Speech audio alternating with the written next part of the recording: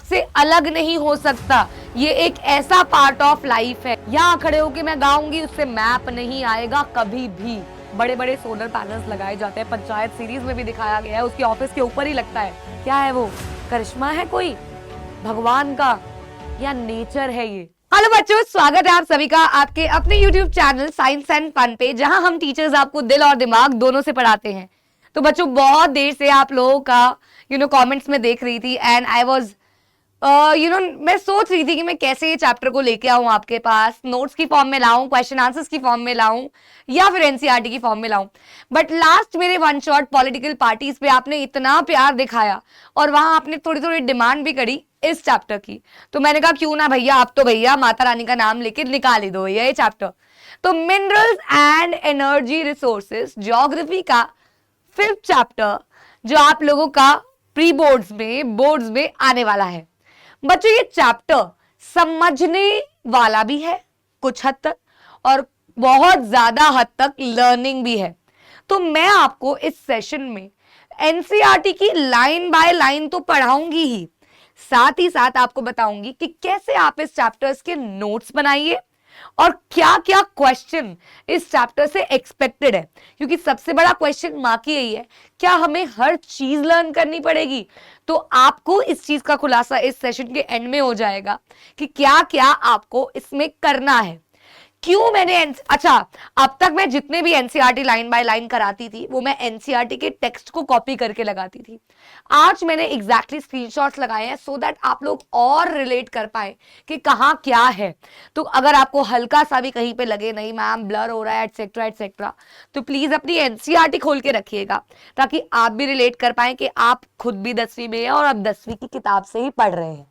ठीक है बच्चों, जब ये चैप्टर आप देख रहे होंगे आपको टेलीग्राम पे जाके सर्च करना है मिनरल्स और आपको मिल जाएगा इसका कॉम्पैक्ट पीपीटी भी, नोट्स वाली, और ये एनसीईआरटी पीपीटी भी जिसमें मैंने सब कुछ इंपॉर्टेंट बताया हुआ होगा, साथ में एक पीडीएफ जिसमें सारे क्वेश्चंस भी होंगे। सो सब आपको इसी चैनल पे मिल जाएगा, टेलीग्राम पे मिल जाएगा। अगर आप मेरी वीडियो पहली बार देख रहे हैं तो सब्सक्राइब कर लीजिए एंड इस सेशन को अभी लाइक कर दीजिए। एंड शुरू करते हैं हमारा chapter minerals and energy resources. बच्चों, अक्सर मैं ये आशु सर को भी कहती हूँ कि यार मेरे से ना स्वैप कर लो, आप अपने साइंस का मुझे आर एनवायरमेंट चैप्टर दे दो, मेरा ही मिनरल्स ले लो, क्योंकि इसमें पता नहीं क्यों इतनी सारी चीजें ऐसी हैं जो कि साइंटिफिक है। लाइक यहाँ पे हम बात करेंगे मैटर के बारे में, एटम्स के बारे में, यहाँ पे हम बात करेंगे ओर्स के बारे में, यहाँ पे हम बात करेंगे कंडक्टिविटी, मेलिएबिलिटी, डक्टिलिटी, इन सब के बारे में जो कि साइंटिफिक टर्म्स है। तो आप लोगों ने अगर मेटल्स एंड नॉन मेटल्स किया हुआ है, कार्बन एंड कंपाउंड थोड़ा थोड़ा किया हुआ है, तो आपको बहुत कुछ इसमें से मुझसे भी ज्यादा आता हो सकता है। बट ऑफ कोर्स मुझे एसएसटी के हिसाब से सब कुछ आता है, ऐसा भी नहीं है। चलिए शुरू करते हैं। देखिए, सबसे पहले आपको यहाँ पे एक बॉक्स दिया हुआ है मिनरल्स का, जिसके अंदर ये कहा जा रहा है कि हबन comes to Guwahati with his father from a remote village. Remote का मतलब होता है पिछड़ा हुआ, पिछड़े हुए विलेज से। रिमोट का मतलब क्या होता है? पिछड़ा हुआ, ज्यादा डेवलप ना होना, पिछड़े विलेज से आता है। He sees people getting into strange house-like objects which move along the road. He also sees a kitchen dragging a number of houses along with it. He is amazed and asks his father, "Why don't our houses move like the ones saw in Guwahati?" वो कहते हैं, भैया ये क्या दिख रहा है मुझको, भैया ये घर चल रहे हैं, किचन ड्रैग कर रही है, भैया हमारे यहाँ पे क्यों नहीं है जैसे गुवाहाटी में है। तो बा replies, that is his father replies, "These are not houses. They are buses and trains. Unlike our houses, these are not made of bricks and stones." ये बनती है मेटल से, इंजन होता है जिसमें यूज होते हैं एनर्जी रिसोर्सेज। बच्चों, ये जो चैप्टर है ये मिनरल्स एंड एनर्जी रिसोर्सेज है, 2 पार्ट्स में बटा हुआ है ये चैप्टर। पहले हम सारा मिनरल्स के बारे में पढ़ेंगे, मिनरल्स क्या है, कैसे एग्जिस्ट करते हैं, क्या क्या इनकी अकरेंसेस हैं, कैसे इन्हें हम कंजर्व कर सकते हैं, कैसे हम इनका एक्सट्रैक्शन करते हैं और इस एक्सट्रैक्शन में कैसे ये हजार्डियस भी हैं। सारा मिनरल्स के बारे में पहले हम पढ़ेंगे, metallic, non metallic, ferrous, non ferrous, everything. चलिए, so we use different things. हम लोग भैया अलग अलग चीजें इस्तेमाल करते हैं। जहां मैं कहूंगी मार्क करो, वहां तुम एनसीईआरटी से मार्क करना, ठीक है। So we use different things in our daily life made from metal. क्या तुम कुछ लिख सकते हो? You have studied that the earth's crust is made up of different minerals. आपको पता है कि अर्थ का क्रस्ट बहुत सारे मिनरल से बना है. मिनरल्स embedded है in the form of rocks. Various metals are extracted from these minerals after proper refinement. तो रिफाइनिंग करने के बाद मिनरल्स को एक्सट्रैक्ट किया जाता है. ये देखिए यहां, ये मार्क कीजिए. Minerals are an indispensable part of our lives. Explain. ये क्वेश्चन आता है बच्चों कि minerals are an indispensable. Indispensable का मतलब क्या होता है? आपसे अलग नहीं हो सकता. ये एक ऐसा पार्ट ऑफ लाइफ है. यानी कि यहाँ पे आप क्या बताओगे कि मिनरल कैसे हमारे लिए इंपॉर्टेंट है. क्या कर रहा है मिनरल? भैया हर चीज, चाहे वो एक छोटी सी पिन हो, चाहे वो एक बड़ी सी बिल्डिंग हो, या वो बड़ा सा जहाज हो, सब चीजें बनी है मिनरल से. The railway lines, the paving, roads के किनारे किनारे पेविंग्स होती है ना, सब कुछ मशीनरी, सब कुछ मिनरल से बनी है. कार, बस, ट्रेन, एरोप्लेन्स सब मैन्युफैक्चर होते हैं मिनरल से. हमारे टूथ में इतने मिनरल है, हमारे खाने में मिनरल है, हमारी बॉडी में वाटर पाया जाता है, and water is a mineral. तो सारी चीजें जो है बनी हुई है मिनरल से, एंड इस मिनरल से हम लोग लाइवलीहुड अर्न करते हैं, हम लाइफ रेजिस्ट करते हैं. सब कुछ मिनरल से ही बना हुआ है. Turn around and watch different things and you will see हर चीज में मिनरल है, मेटल है, मिनरल है, हर चीज में कुछ ना कुछ पाया जाता है. ठीक है भैया, तो ये पहला क्वेश्चन आ गया भैया. अभी मैं तुमको बताऊंगी नोट्स कैसे बनाने हैं. डोंट वरी, मैं सब बताऊंगी तुमको. यहां से 1 मार्कर बनता है बच्चों. A bright smile from toothpaste and minerals. Toothpaste cleans your teeth. क्या बात लिखी है, तालियां हो जाए पहले तो एनसीईआरटी के लिए. टूथपेस्ट हमारे दांतों को साफ करती है, उन्होंने बताया है. Abrasive minerals like silica, limestone, aluminium oxide and various phosphate minerals to do the cleaning. ये सब भैया हमारे दांतों को साफ करते हैं. ये fluoride which is use to reduce cavities. तो ये 1 मार्कर आ जाता है कि क्या है भैया कैविटीज कम करने वाला, क्या होता है उसमें. तो फ्लोराइड है जो बनता है फ्लोराइट मिनरल से. Most toothpaste are made with white with titanium oxide. White colour की होती है, टाइटेनियम ऑक्साइड नाम का मिनरल डला होता है जो कि आता है रुटाइल से. एल्यूमिनाइट एंड एंटेस. मैम सब लर्न करना है, फ्लोराइड लर्न कर ले बस. इसमें से मेरे कहने पे फ्लोराइड लर्न कर लो बस कि भैया कैविटीज को कम करने में कौन सा मिनरल हेल्प करता है. बोलो फ्लोराइड. यस, चलिए. All living things need minerals. कुछ भी हो जाए, कुछ भी. देखो इसमें एक बहुत अच्छा फैक्ट लिखा है. फैक्ट ये है कि हमारी बॉडी में जो भी हम इनटेक करते हैं उसमें से 0.03% 0.03 are minerals, but they are very important to digest the remaining 99.7%. तो इतना इंपॉर्टेंट है भैया हमारे जीवन में मिनरल. Clear clear. नाउ यहां से शुरू होता है आपका चैप्टर कि मिनरल्स की डेफिनेशन क्या है. What are minerals. एनसीईआरटी का क्वेश्चन है ना, आंसर मार्क कर दो अभी के अभी. ये हो गया आपका एनसीईआरटी का क्वेश्चन नंबर 2 का सेकंड पार्ट. सेकंड का क्वेश्चन नंबर 2 का second part. What are minerals. तो minerals are homogeneous naturally occurring substance with a definable internal structure. Minerals क्या है, सिमिलर से कंपोनेंट्स हैं जो नेचुरली अकर करते हैं, एंड इनका इंटरनल स्ट्रक्चर जो है वो हम डिफाइन भी कर सकते हैं, बता सकते हैं किससे बना है, क्या है, स्टडी किया जा सकता है. Minerals are found in various forms in nature. Hardest diamond से लेकर सॉफ्टेस्ट टैल्क, टैल्क मतलब यहाँ पे पाउडर है, में पाए जाते हैं. लेकिन ये अलग अलग क्यों है, सवाल ये आता है ये अलग अलग क्यों होते हैं बच्चों.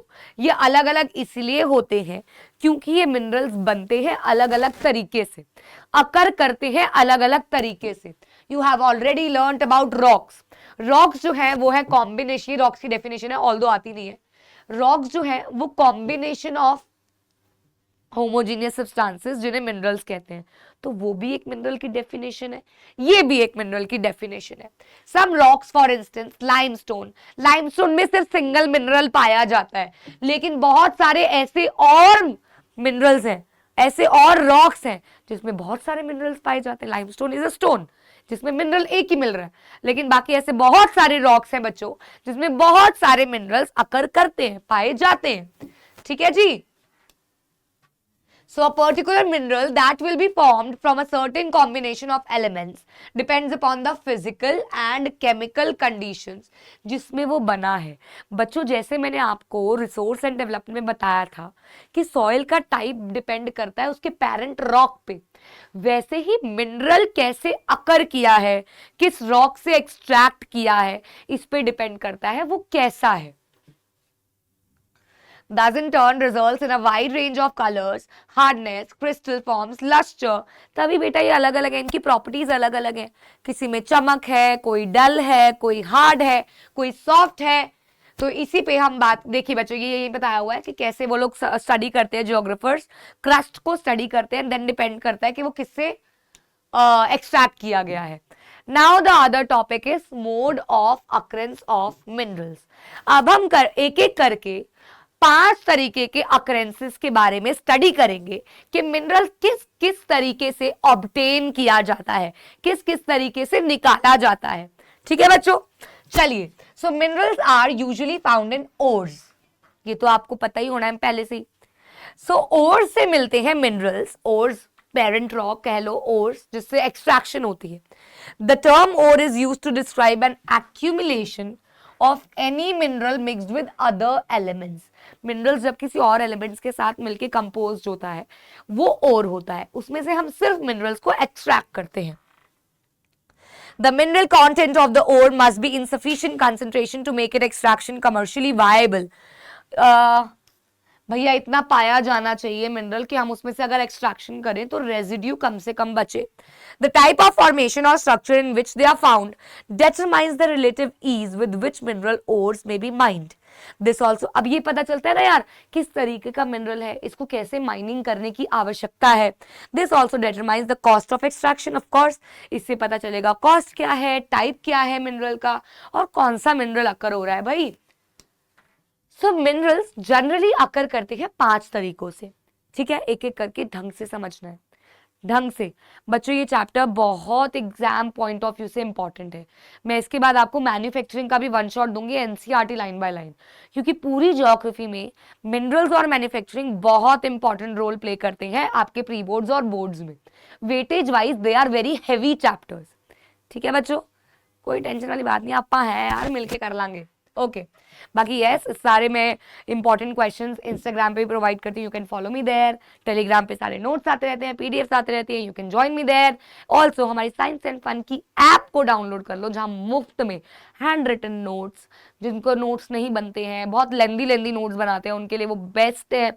फ्लो चार्ट नोट्स सब कुछ वहां मिल जाएगा, सब कुछ।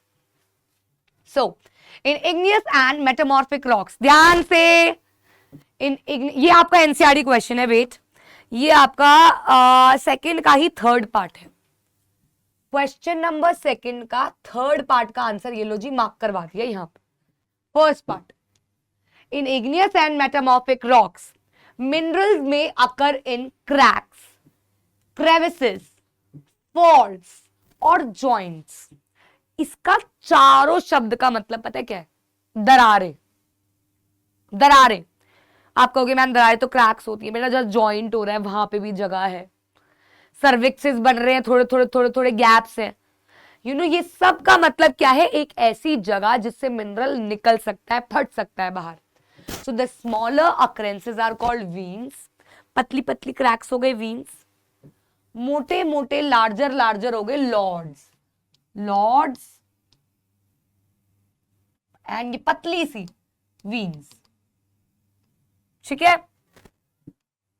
इन most cases they are formed when mineral in liquid. हाँ बेटा, ऑफ कोर्स रॉक में प्रेशर आया और अगर वो मिनरल लिक्विड या मोल्टन फॉर्म में, तभी तो वो क्रैक से बाहर आ पाएगा, कोई सॉलिड चीज बाहर थोड़ी आ पाएगी। सो भैया ये बाहर की तरफ निकलते हैं, they cool and solidify as they rise. Major metallic minerals जैसे कि टिन, कॉपर, जिंक, लेड, ये ऐसे ऑब्टेन किए जाते हैं, ये ऐसे ऑब्टेन किए जाते हैं।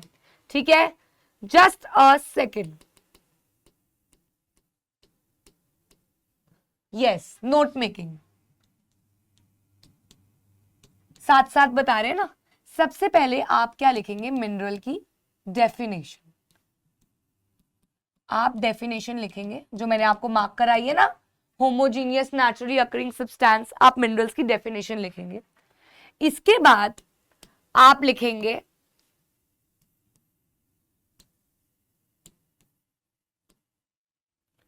ऐसे स्टेटमेंट डालेंगे, minerals are an indispensable part of our lives, या human lives लिख सकते हैं आप। इसको आप ऐसे अंडरलाइन करके इसमें आप पॉइंटर्स डालेंगे कि स्मॉलेस्ट चीज भी है, लार्जेस्ट चीज भी इसी से है, बॉडी भी इससे बनी हुई है, कहां कहां ये अकर करता है। ठीक है जी। इसके बाद आप लिखेंगे, अकरेंस आ गया ना इसके बाद, तो इसके बाद आप बॉक्स में डालेंगे फ्लूरॉइड की बात। ठीक है जी। इसके बाद आप लिखेंगे, अकरेंसेस वाला पार्ट आ जाएगा आपका, minerals occur in following forms. अब वो क्या क्या फॉर्म्स हो गई बच्चों, सबसे पहले आप लिखेंगे इन इग्नियस एंड मेटामॉर्फिक।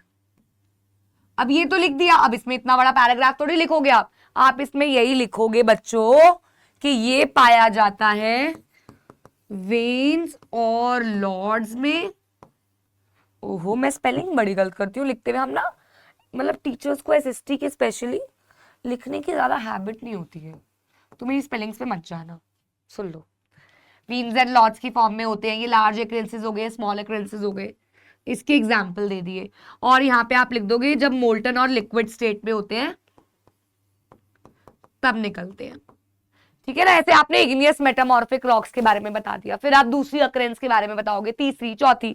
जैसे आप यहाँ पे अब सेडिमेंट्री के बारे में बताओगे कि बेड लेयर्स में पाए जाते हैं, है ना भाई, सेडिमेंट्री हो गया। ऐसे एक एक करके आप पांचों के पांचों यहाँ पे अकरेंसेस बताओगे, थर्ड, फोर्थ, फिफ्थ। पूरे नोट्स में बनाऊंगी तो बहुत देर हो जाएगी ना, मैं आपको हिंट्स दे देती हूँ, ये साथ साथ ये वाला पेज आप कंप्लीट करोगे, साथ साथ लगते रहो। हाँ, नेक्स्ट आ गया सेडिमेंट्री रॉक्स। अब सेडिमेंट्री रॉक्स क्या है भैया, बचपन में रॉक्स एंड मिनरल्स नाम का चैप्टर पढ़ा हुआ तुमने 5th 6th में साइंस में, बहुत बताते हैं 3 तरीके के रॉक्स, इग्नियस, मेटामॉर्फिक, सेडिमेंट्री। अब सेडिमेंट्री है, sedimentary rocks a number of minerals occur in beds और लेयर्स। तो यहाँ कैसे पाए जाते हैं, वहां कैसे पाए जाते थे, क्रैक्स में। यहाँ कैसे पाए जाते हैं, beds, layers. They have been formed as a result of deposition, accumulation and concentration in horizontal strata. इस तरीके से सिमिलर लेयर्स में पाए जाते हैं ये। हॉरिजॉन्टल स्ट्रैटा मतलब लेयर्स में।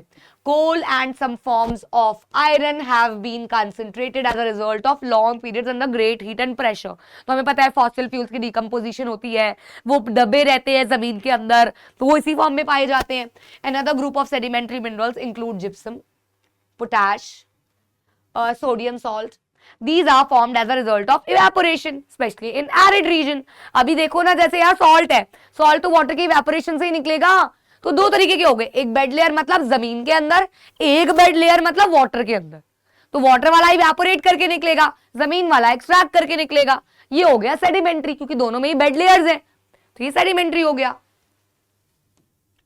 Another mode of occurrence formation involves the decomposition of surface rocks and the removal of soluble constituents, leaving a residual mass of weathered material containing ores. Bauxite is formed. अच्छा जी, वाह वाह वाह वाह, क्या होता है देखो भाई, रॉक्स है, रॉक्स में कुछ ऐसी चीजें जो डिकम्पोज होती हैं, सड़ती हैं, गलती हैं, लेकिन उनमें मिनरल भी होता है।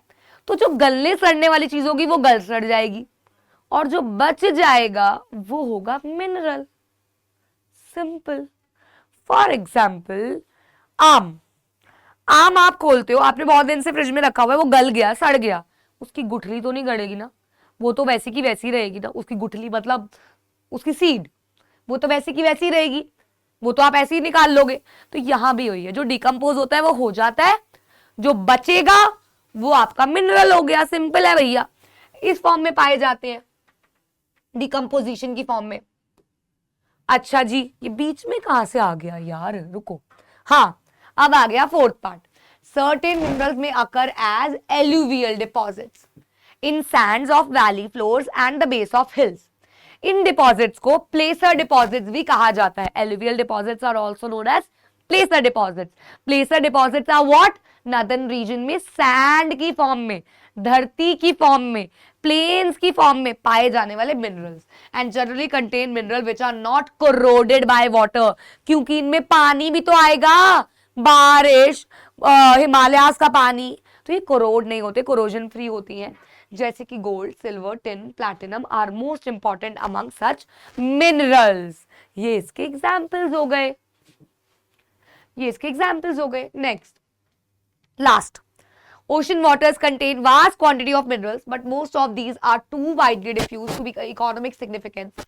देखिए बच्चों, ये ओशनिक बेड से पाए जाते हैं, कॉस्ट वाइज थोड़े महंगे होते हैं, एक्सट्रैक्शन थोड़ा रिस्की होता है, बट ठीक है। कॉमन सॉल्ट ऐसे निकलता है, magnesium, bromine are largely derived from ocean waters. These ocean beds too are rich in manganese nodules.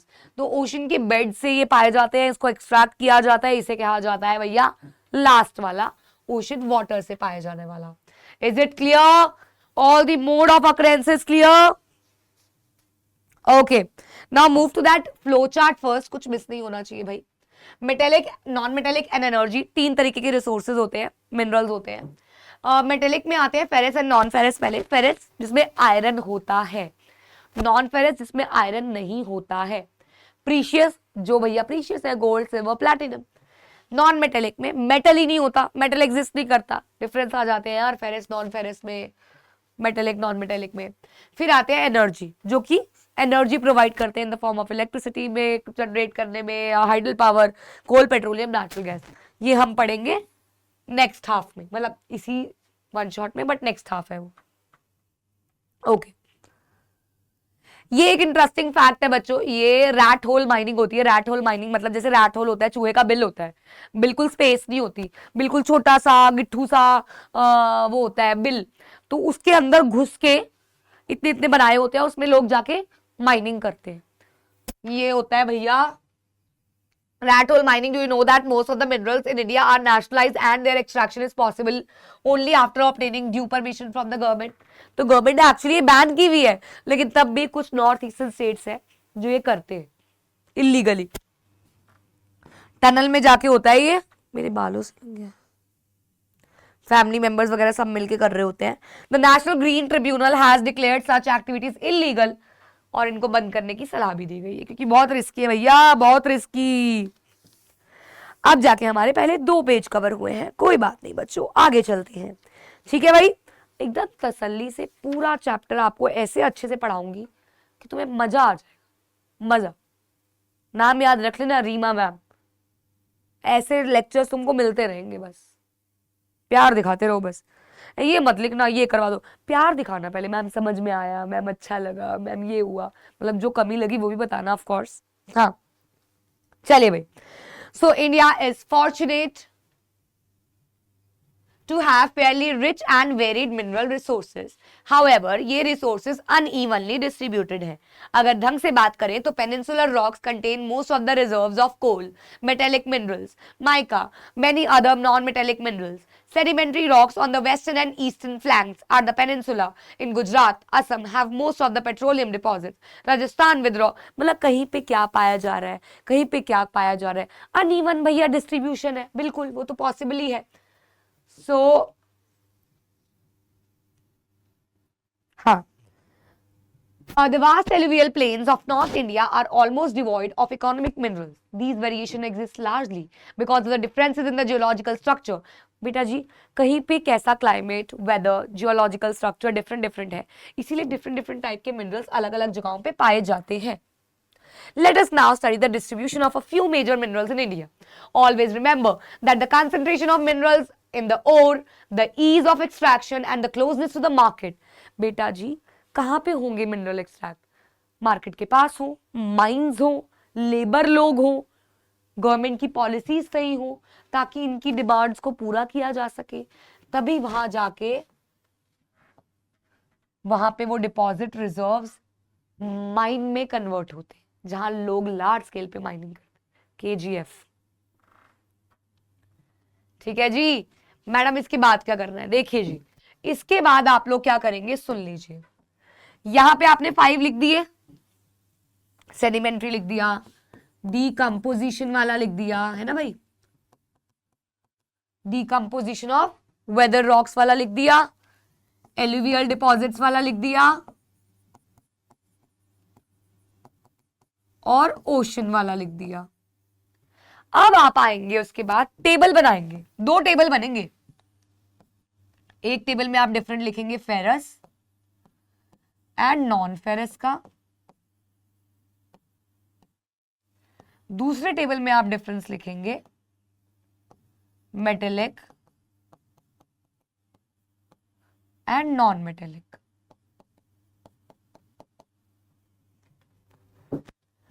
दोनों डिफरेंसेस आप लिखेंगे.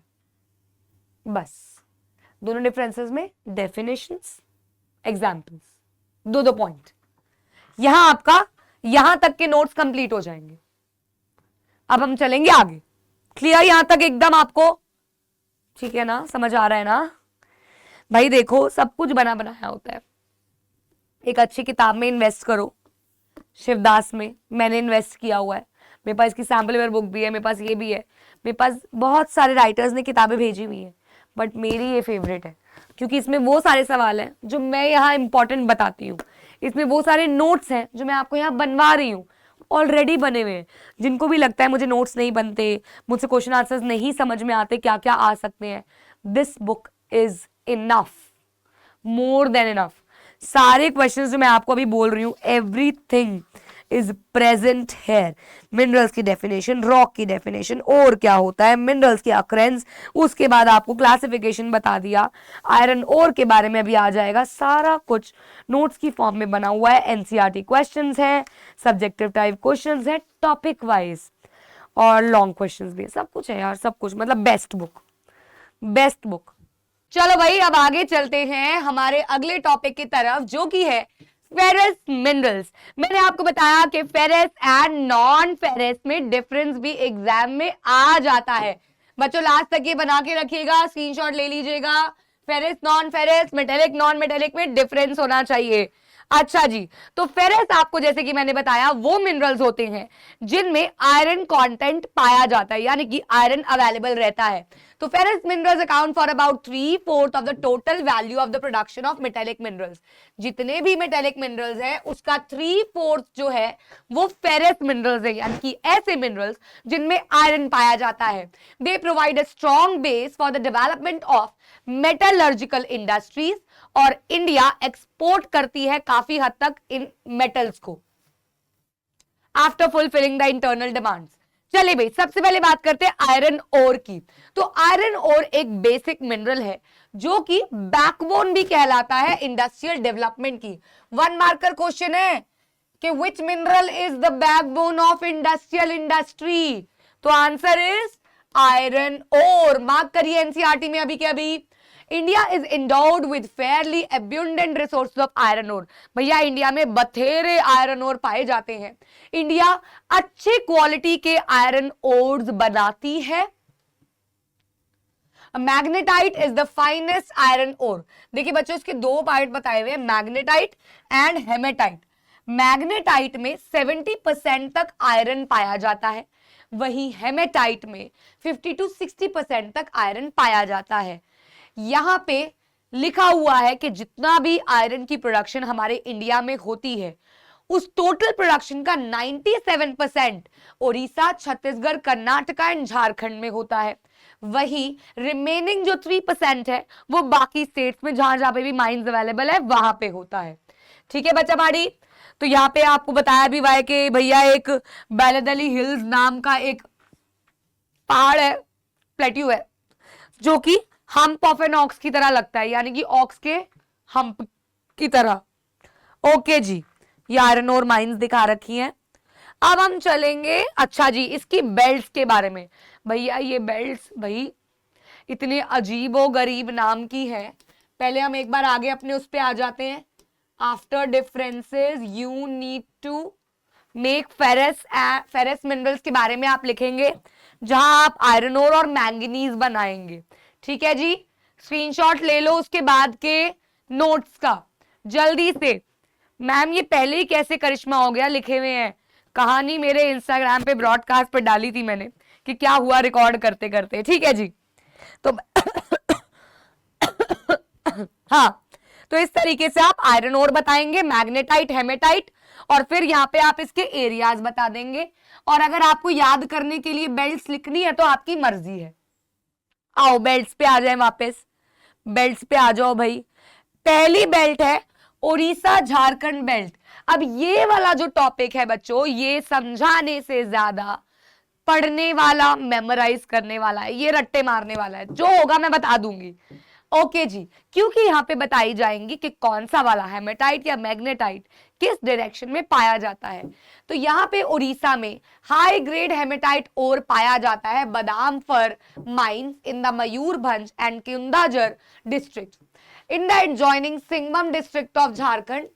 Haematite iron ore is mined in Gua and नावमुंदी। तो ये जगहें हैं बच्चों जी कि कहां पे ये वाली बेल्ट लाए करती है उड़ीसा से झारखंड के बीच में, कौन कौन से डिस्ट्रिक्ट्स में।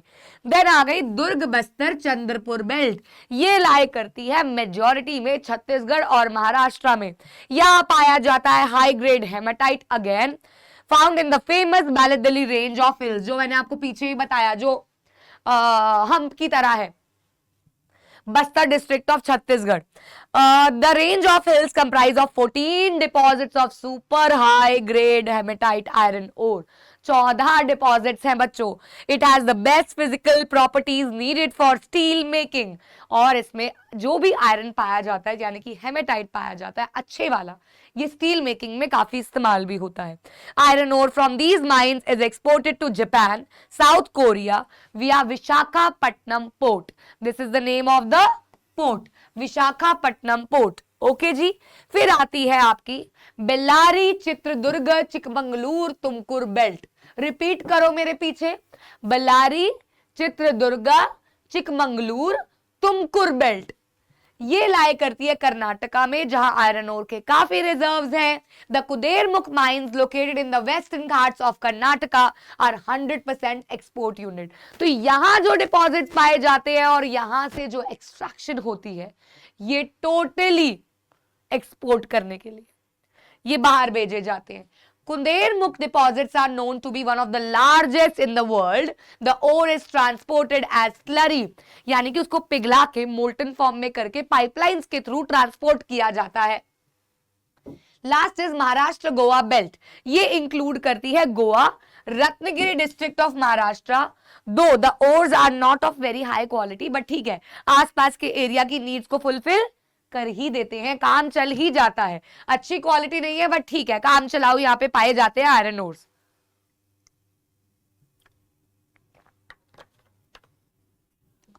तो ज्यादातर आपको बताया गया है हेमेटाइट। बेटा दोनों ही अच्छे हैं, मैग्नेटाइट सुपर अच्छा है, हेमेटाइट, बट हेमेटाइट क्या है ना, इंडस्ट्रियल नीड्स को फुलफिल कर देगा क्योंकि एवरेज प्राइस्ड भी होता है, ये अवेलेबिलिटी भी ज्यादा है। अब आता है दूसरा आपका ferrous mineral, manganese. Manganese mainly use किया जाता है स्टील में, फेरोमैंगनीज में एज एन अलॉय, अलॉय मतलब मिक्सचर। 10 किलो मैंगनीज चाहिए होती है 1 टन स्टील बनाने के लिए। ये यूज की जाती है bleaching powder, insecticides and paints बनाने के लिए भी। बस इतनी सी आपकी फुल फॉर्म एक्सप्लेनेशन है इसकी। बाकी ये पाई चार्ट आ गया कि production of manganese Madhya Pradesh में इतना 33 है, 2% है, 10% आंध्र प्रदेश, 12% कर्नाटका, उड़ीसा 16%, 27% महाराष्ट्र। मैम लर्न करना है नहीं, अगर कोई भी क्वेश्चन इससे रिलेटेड आएगा तो pie chart will be given, दिया हुआ होगा। ठीक है जी, तो ये तो थे आपके फेरस मिनरल्स। अब हम बात करेंगे नॉन फेरस मिनरल्स के बारे में। नॉन फेरस मिनरल्स में हम बात करेंगे कॉपर बॉक्साइट के बारे में।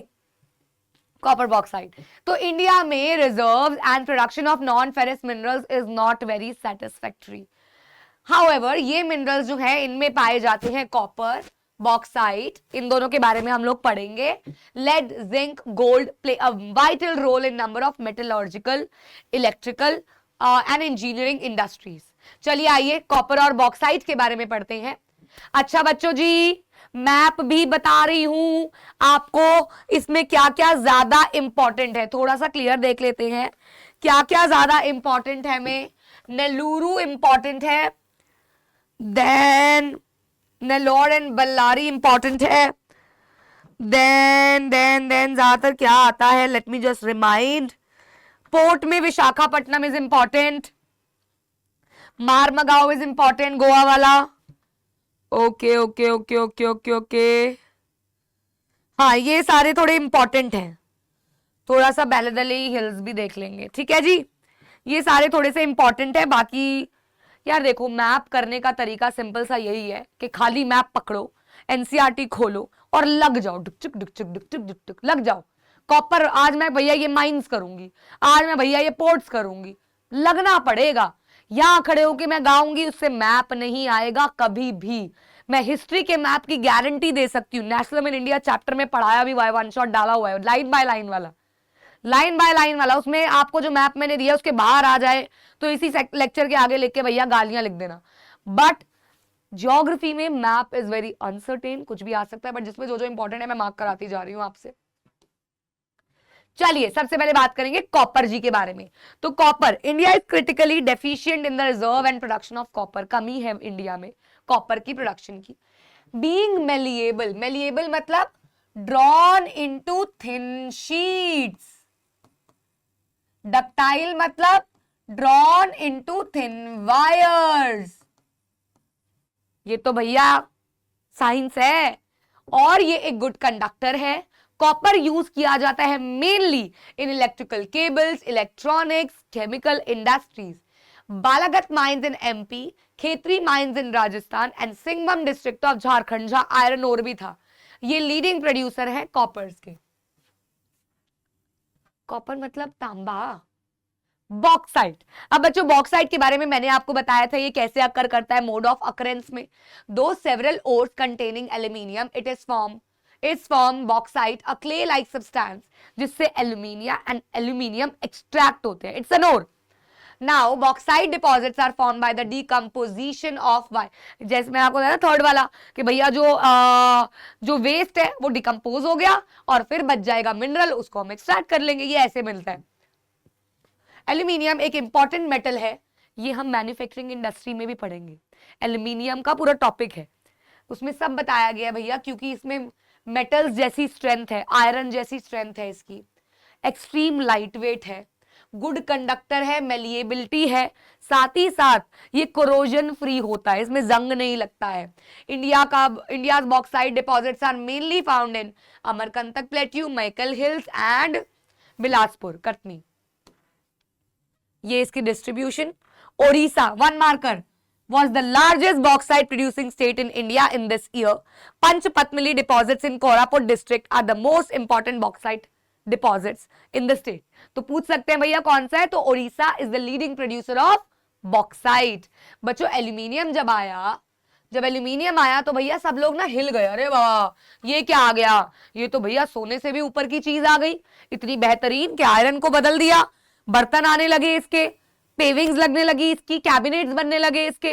तो भैया उस टाइम के महाराजा जो थे वो बटन्स पहनते थे, हुक्स पहनते थे एल्यूमिनियम के, शान समझते थे।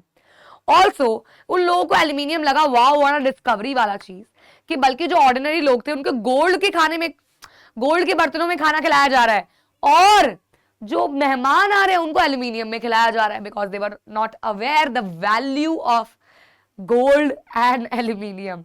बाद में जाके भैया देखा गया 30 years आफ्टर दिस कि भैया एल्यूमिनियम बाउल्स तो भिखारियों के हाथों में बड़े फेमस है, पेरिस के भिखारी इसको हाथों में लेके घूमते हैं। तो ये इतना सस्ता और इतना ऑफ कोर्स कॉस्ट एफिशिएंट के साथ साथ ये बेटर है, इसमें प्रॉपर्टीज बहुत अच्छी हैं, बट गोल्ड के कंपैरिजन में ऑफ कोर्स ये बहुत नीचे है, एल्यूमिनियम बहुत नीचे। तो ये एक फैक्ट दिया हुआ है, अमेजिंग फैक्ट दिया हुआ है।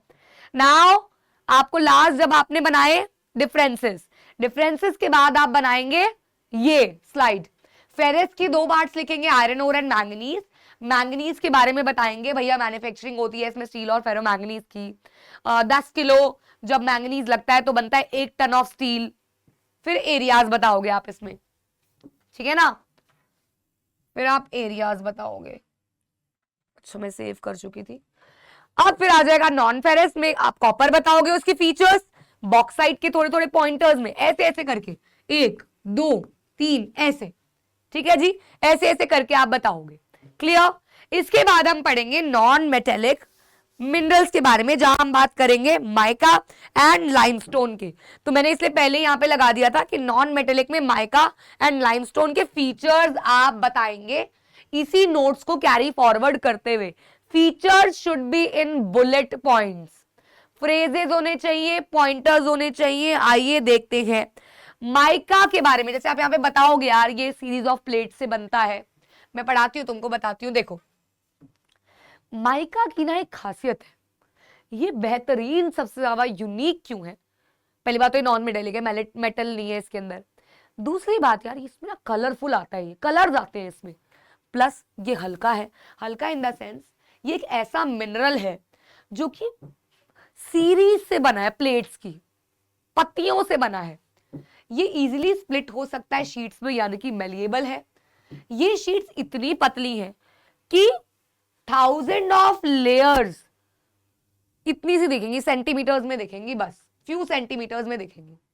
माइका क्लियर हो सकता है, ब्लैक हो सकता है, ग्रीन, रेड, येलो और ब्राउन।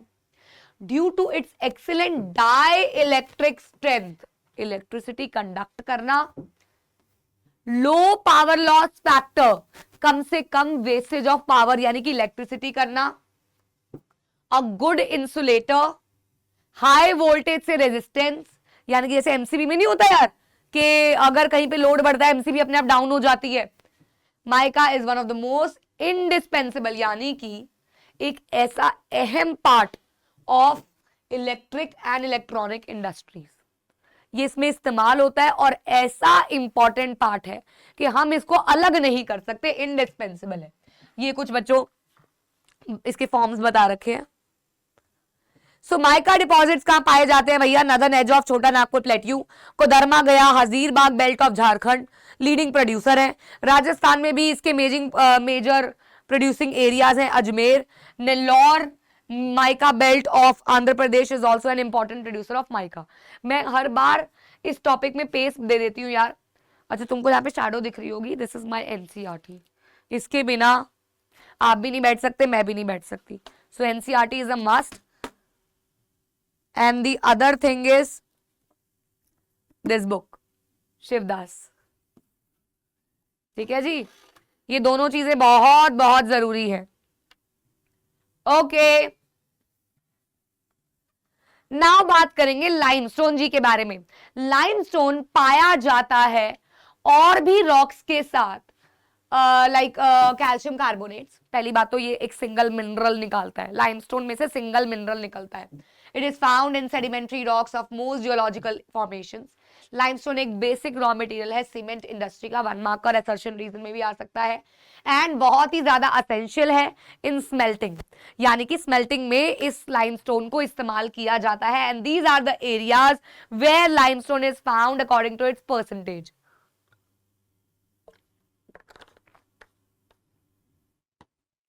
थम्स अप दे दो इस बात पे। अब तुम्हें टाइम स्टैम्प डाल के लिखना है कमेंट्स में किसी भी एक आयरन ओर बेल्ट का नाम, 4 बताई मैंने, किसी भी एक आयरन ओर बेल्ट का नाम लिखो। Now very very important topic according to 3 marker. What are the hazards of mining? Mining के क्या प्रभाव है, कैसे माइनिंग हजार्डियस है, कैसे माइनिंग एक किलर इंडस्ट्री है, यानी कि नुकसान पहुंचाती है. देखिए बच्चों, हम लोगों को ये तो पता है कि कोल चाहिए, पेट्रोलियम चाहिए और भी फॉसिल्स चाहिए, but do you know how they are extracted, how the people working in the mines are living, are suffering, how their families are suffering in that area. कभी गूगल पे डाल, यूट्यूब पे डाल के देखना, कोल माइंस झारखंड की एक video case study देखना. मैंने रिसेंटली किसी यूट्यूबर की देखी थी, मतलब मेरा दिमाग घूम गया. How they are living, what they are getting, and people are living there. वो उनका काम है, they are doing that job. इतना रिस्क है. आओ देखते हैं क्या क्या रिस्क है. इतनी मिट्टी होती है, इतनी बदबू आती है कि ये बहुत ज्यादा सांस की बीमारियां हो जाती हैं इससे. कभी भी छत कोलैप्स कर सकती है. रैट होल माइनिंग में भी बताया, पतली सी गली होती है, कभी भी छत गिर सकती है. जब भी आप गुफा बनाते हो कभी भी छत गिर सकती है. आग लग सकती है कभी भी, जिससे माइनर्स को काफी खतरा होता है. वाटर सोर्सेज जो है इस रीजन के कंटामिनेट हो जाते हैं बिकॉज ऑफ इतना डस्ट. जितना भी वेस्ट प्रोड्यूस हो रहा है उसको हम डंप कर रहे हैं आसपास के रिवर्स में, जिससे वो भी पॉल्यूट होती है. So these are the 5 pointers. पहला पल्मिनरी डिजीजेस, दूसरा कोलैप्सिंग ऑफ रूफ्स, तीसरा फायर, चौथा वाटर कंटामिनेट, पांचवा रिवर पॉल्यूशन. अगर 5 नंबर का भी आ गया, लिखा तुमने एनसीईआरटी में साथ में, लिखो what are the hazards of mining, how mining is hazardous, how mining act as a killer industry. ये देखो ना, ये रहा बिकमिंग अ किलर इंडस्ट्री. यहां से क्वेश्चन बन जाता है ना, किलर इंडस्ट्री वर्ड यूज कर लेते हैं. How mining is a killer industry. कैसे है भैया ये किलर इंडस्ट्री? तो इतने सारे इसके नुकसान है, ऑफ कोर्स इसलिए है. अब आता है conservation of minerals. Conservation of minerals का मतलब होता है मिनरल्स को कंजर्व करना, मिनरल्स को बचा के रखना. हम लोग एप्रिशिएट करते हैं कि इंडस्ट्री और एग्रीकल्चर डिपेंडेंट है काफी ज्यादा मिनरल्स पे. From them, the total volume of workable mineral deposits is an insignificant fraction, that is 1% of the Earth's crust. अर्थ के क्रस्ट में मात्र 1% मिनरल पाया जा रहा है. And people are using them recklessly. People are not sustain नहीं कर रहे हैं. तो of course there is a need to conserve minerals. Why there is a need to conserve minerals में पहला पॉइंट ये आएगा बच्चों, यहां मैं लिखवाती हूं आप लोगों को. Why minerals should be conserved. क्यों इन्हें कंजर्व किया जाना चाहिए? तो पहला पॉइंटर, क्योंकि इसमें इंडस्ट्री और एग्रीकल्चर डिपेंडेंट है. दूसरा पॉइंटर, ये बहुत कम मात्रा में अर्थ क्रस्ट पे पाया जाता है, 1%. So we are rapidly consuming, और हम लोग इसको बहुत ज्यादा कंज्यूम कर रहे हैं, जिसकी वजह से इसको बनने में बहुत समय भी लगता है. ये 2 एजेस में पाया जाता है बच्चों. 2 जियोलॉजिकल एजेस होती है, अभी आगे आएगा अभी इसके बारे में. एक टर्शरी होती है और एक गोंडवाना होती है. गोंडवाना ओल्डेस्ट 200 मिलियन ईयर्स अगो वाली, टर्शरी 55 मिलियन ईयर्स अगो वाली, यानी कि उससे तो नहीं. Okay, so the geological process of mineral formation is slow. कि भैया इसको दोबारा बनने में बहुत समय लग जाएगा. आप सोचना यार, दिमाग हम यूज जिस स्पेस से कर रहे हैं उस स्पेस से अगर बन ही नहीं रही वो चीज तो नुकसान है. Mineral resources are therefore finite, यानी कि लिमिटेड एंड नॉन रीन्यूएबल, और ये रिन्यू भी इजीली नहीं होते हैं भैया. तो ये आपका आ गया तीसरा पॉइंट. और चौथा point, Rich mineral deposits are our country's extremely valuable but short-lived possessions. Continued extraction of ores, इससे हो जाता है कॉस्ट भी बढ़ जाता है मिनरल्स का. आप देखिए, अगर उनको पता चल जाएगा कि भैया लोग मिनरल्स बहुत इस्तेमाल कर रहे हैं तो रेट्स तो बढ़ेंगे, एक्सट्रैक्शन के रेट्स बढ़ेंगे, एक्सपोर्टिंग के रेट्स बढ़ेंगे, एंड इन शॉर्ट महंगाई बढ़ेगी. What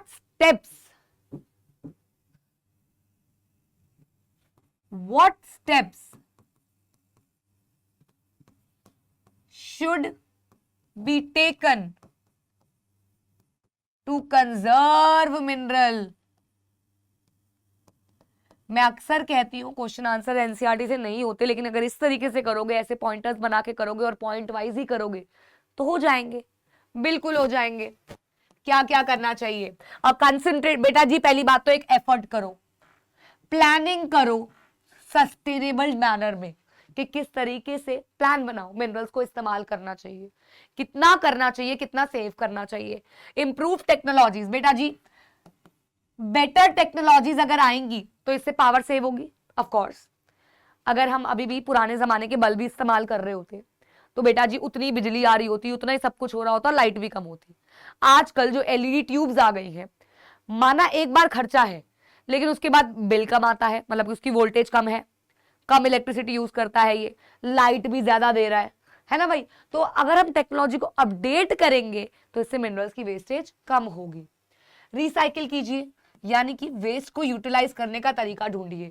क्या आप जानते हैं शुगर केन का जो भी रेजिड्यू बचता है वो आज के टाइम पे बड़ी बड़ी कंपनीज उससे इथेनॉल प्रोड्यूस करना शुरू हो गई है, and that's a biggest change because इतना सारा रेजिड्यूअल वेस्ट अब यूटिलाइज हुआ करेगा, and that will also help in power generation. Yes, so now उसके बाद जितना आपने किया था, ये स्लाइड की फोटो खींच लीजिए, क्योंकि वहां पे बात आपको हजार्ड्स ऑफ, हमने नॉन मेटेलिक तक किया था, नॉन मेटेलिक तक हमने किया था ना इससे पहले। हाँ, अब इसके बाद आप हजार्ड्स ऑफ माइनिंग लिखेंगे कि वाटर कंटामिनेट होता है, रिवर पॉल्यूट हो जाते हैं, रूफ कोलैप्स होती है, पल्मोनरी डिजीजेस हो जाती है, आग लगने का डर होता है। फिर कंजर्वेशन आ जाएगा कि एग्रीकल्चर डिपेंड करती है, ये लिमिटेड इन नेचर है, प्लानिंग करनी चाहिए, ह्यूज डिमांड है इनकी और मिलियंस ऑफ ईयर्स लेते हैं ये फॉर्म होने में। ये सजेशन है,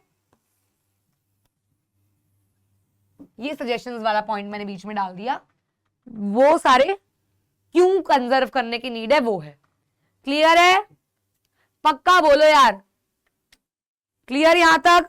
चलो अब मुझे ये बताओ कि कौन से देश में एल्यूमिनियम के कटोरे भिखारियों के हाथ में देखे गए थे? बेटा जी एक एक फैक्ट पढ़ना है, जब मैं पढ़ा रही हूं तो each and everything should be clear. इसके बाद मौका नहीं मिलेगा ये चैप्टर दोबारा सोचने का, आज ही खत्म करना है with NCERT questions. Each and every question should be done today only. हमने यहां डिस्कस कर लिया है why do we conserve minerals, that is second का फोर्थ पार्ट भी, सेकंड का फोर्थ पार्ट भी हमने डिस्कस कर लिया है। फर्स्ट हो गया था, सेकंड हो गया था, थर्ड हो गया था, फोर्थ कर लिया हमने। यस, फोर्थ कर लिया है। ठीक है बच्चा बाड़ी। तो अब आ गया बच्चों अगला टॉपिक हमारा, एनर्जी रिसोर्सेस। ये टॉपिक इस चैप्टर का मतलब पूरा मेजर टॉपिक वाइज सबसे लास्ट है, लेकिन इसके अंदर हम बात करेंगे कन्वेंशनल, नॉन कन्वेंशनल और उसके टाइप्स के बारे में, और फिर लास्ट में आ जाएगा एनर्जी कंजर्वेशन। हमने minerals and energy resources chapter start किया था, minerals portion is over, now the second half is their energy resources. पहले ही डिस्क्लेमर दे दूं, एनर्जी रिसोर्सेज टॉपिक में कोल, पेट्रोलियम यानी कि कन्वेंशनल सोर्सेज तो भैया समझाने वाले हैं, लेकिन नॉन कन्वेंशनल सोर्सेज थोड़े से रीड करने वाले और मेमोराइज करने वाले हैं। आओ देखते हैं भैया क्या क्या होता है, कैसे कैसे होता है। चलिए, एनर्जी तो हर चीज में चाहिए ही चाहिए, सारी एक्टिविटीज करने के लिए, पढ़ने के लिए, पढ़ाने के लिए, खाने के लिए, सोने के लिए। It is needed to cook, light, heat, to propel vehicles चलाने के लिए, मशीनरी चलाने के लिए। एनर्जी को जनरेट किया जा सकता है from fuel like coal, petroleum, natural gas, uranium, thorium, और इससे इलेक्ट्रिसिटी भी बनाई जा सकती है, बनाई जाती है। Energy resources can be classified as conventional and non conventional sources. NCERT का क्वेश्चन नंबर सेकंड के फर्स्ट का बी पार्ट, क्वेश्चन सेकंड के फर्स्ट का बी पार्ट है ये वाला, कन्वेंशनल एंड नॉन कन्वेंशनल में डिफरेंस लिखो। मैम कैसे लिखे? मैं हूं ना। लो स्क्रीनशॉट ले लो पहले तो, फटाफट से जल्दी से स्क्रीनशॉट ले लो, ये हटा देती हूं मैं। हाँ जल्दी से ले लो, डन है? ओके जी, कन्वेंशनल होते हैं वो जो कि काफी समय से इस्तेमाल हो रहे हैं, पुराने समय से इस्तेमाल हो रहे हैं। वही इनकी ये थोड़ा नए नए नए मतलब कल परसों पिछले हफ्ते नहीं, नया मतलब इनके बाद डिस्कवर हुए हैं, इनको टेक्नोलॉजी आई, यूज करने की समझ आई कि कैसे यूज करना है। हाइडल पावर को छोड़ के, क्योंकि बेटा वाटर एक पुराना है लेकिन ये एक रीन्यूएबल सोर्स है। वाटर को छोड़ के यानी कि वाटर इलेक्ट्रिसिटी को छोड़ के बाकी सब एग्जॉस्टेबल है, सारे के सारे एग्जॉस्टेबल यानी कि नॉन रीन्यूएबल है। कोल, पेट्रोलियम, नेचुरल गैस, ये भी तो एक्सट्रैक्ट होती है, पॉल्यूशन करता है, ये पॉल्यूशन फ्री है, इको फ्रेंडली है। यहां सारे इनएग्जॉस्टेबल है यानी कि रीन्यूएबल है। ये भी ट्रिक है, नॉन कन्वेंशनल वाला रीन्यूएबल है, नॉन नहीं है, रीन्यूएबल है, और ये नॉन रीन्यूएबल है, इससे याद रहेगा। ये कॉस्टली है, ये उससे सस्ता है, ये लिमिटेड क्वांटिटी में अवेलेबल है एक्सेप्ट वाटर, और ये अब्यूंडेंटली अवेलेबल है, भर भर के पाया जाता है। These are the 5 pointers including the example, you can put example in the other pointer, no issue, but वैसे अगर 5 नंबर का भी आ जाए तो this is the answer. Shivdas से लिखा है पूरा। ओके जी, सबसे पहले हम बात करेंगे कन्वेंशनल सोर्सेस के बारे में, जिसमें सबसे पहले आता है कोल। कोल जो है ये 1 मार्कर क्वेश्चन भी है, और सच बताऊं तो सवाल ऐसे ही आता है, name the mineral, name the energy source that is most abundantly available, right its features. इस तरीके से आता है, नेम द फॉसिल फ्यूल, लिख रहे हो ना, that is the most abundantly available, right? It's कुछ भी आ जाएगा, डिस्ट्रीब्यूशन, फीचर्स, कुछ भी आ जाएगा। डिस्ट्रीब्यूशन आएगी तो एरियाज बताने होते हैं, फीचर्स आएंगे तो उसके बारे में बताना होता है। ओके जी, तो ये नेशन में काफी ज्यादा एनर्जी नीड्स को फुलफिल करती है। ये यूज किया जाता है पावर जनरेशन में, इंडस्ट्री और डोमेस्टिक पर्पसेस के लिए भी पावर सप्लाई में। इंडिया हाईली डिपेंडेंट है कोल पर कमर्शियल एनर्जी रिक्वायरमेंट्स को फुलफिल करने के लिए। ये देखो, ये कोल माइन का एक चित्र है। As you already aware that coal is formed due to compression, हमें पता है भैया कि कोल कंप्रेशन से बनता है, और कितनी डीप है, कितनी कंप्रेशन में है, कितनी हीट में है, इस पे डिपेंड करता है कोल के टाइप। कोल बेटा 4 तरीके का होता है, कोल 4 तरीके का होता है।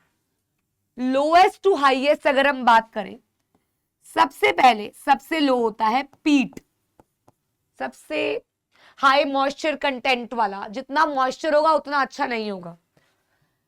फिर आता है ये रहा पीट बच्चों, फिर आता है लिग्नाइट, लिग्नाइट, फिर आता है बिटुमिनियस, बिटुमिनियस।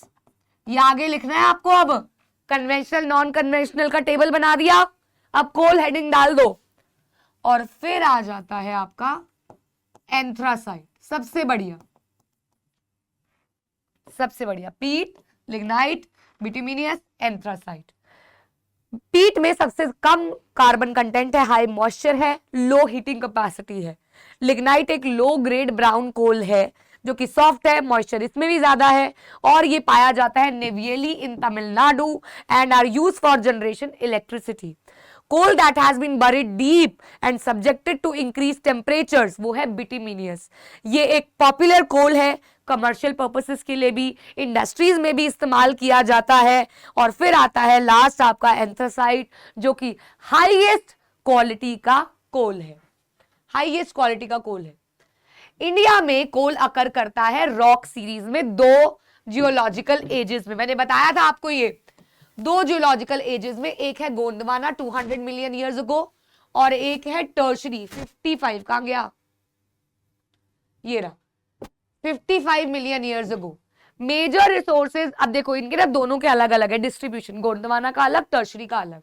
गोंडवाना का ये रहा, ये है दामोदर वैली, वेस्ट बंगाल, झारखंड, झारिया, रानीगंज, बोकारो, ये कुछ इंपॉर्टेंट कोल्ड फील्ड है। साथ साथ गोदावरी, महानदी, सोन, वर्धा वैलीज, ये भी कोल डिपॉजिट्स को कंटेन करते हैं।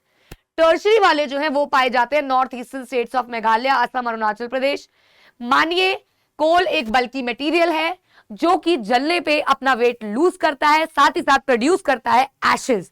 ऑल्सो ये एक हैवी इंडस्ट्री में इस्तेमाल होने वाला गुड है, इसीलिए ये सेंटर्स के पास इसकी माइंस लोकेटेड होती है, इंडस्ट्रीज के पास लोकेटेड होती है। बेटा जी कोल का लीडिंग प्रोड्यूसर आपको मुझे कमेंट्स में बताना है। Which state is the leading producer of coal, मुझे कमेंट्स में चाहिए। मैं पहले बताने लगी थी फिर मैं चुप हो गई कि देखो यार तुमको भी कितना पता है। मुझे पता है तुम्हारे गूगल देवता जी सामने होते हैं, आई नो दैट, स्टिल कोशिश करना। ठीक है जी, ये आपका हो गया कोल।